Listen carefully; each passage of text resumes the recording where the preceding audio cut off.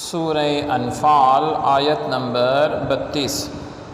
اعوذ باللہ من الشیطان الرجیم، بسم اللہ الرحمن الرحیم۔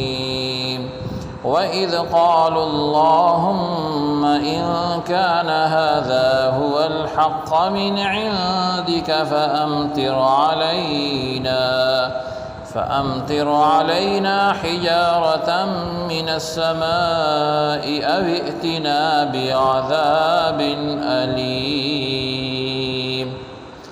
لفظ ترجمہ ہے واہ اور اس جب قالو انہوں نے کہا، اللہم اے اللہ تعالی عز و جل، ان اگر کانا ہے ھذا یہ ہوا وہی الحق کا حق من سے عندی پاس کا تیرے فا تو امطر برسا علی اوپر نا ہمارے حجارتن پتھر من سے السمائی آسمان اوی یا ائتی لا نا ہم پر بی کو بعذاب عذاب علیم دردناک۔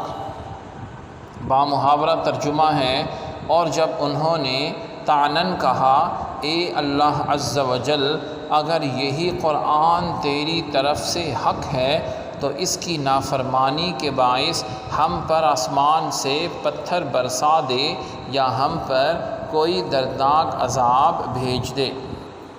حضرت عبداللہ بن عباس رضی اللہ عنہ فرماتے ہیں، جب رسول اللہ صلی اللہ علیہ وآلہ وسلم نے پہلی امتوں کے واقعات بیان فرمائے تو نضر بن حارث نے کہا کہ اگر میں چاہوں تو اس جیسے واقعات کہہ سکتا ہوں۔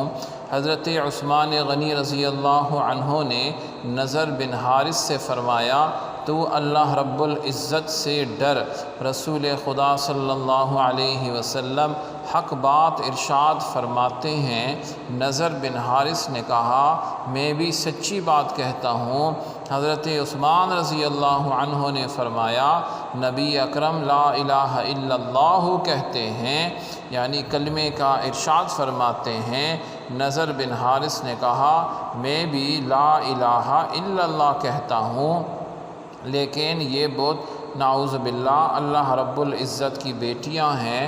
پھر نضر بن حارث نے دعا مانگی، اے اللہ رب العزت، جو قرآن محمد صلی اللہ علیہ وآلہ وسلم لائے ہیں، اگر یہ ہی تیری طرف سے حق ہے تو ہم پر آسمان سے پتھر برسا دے یا کوئی دردناک عذاب ہم پر لے آ۔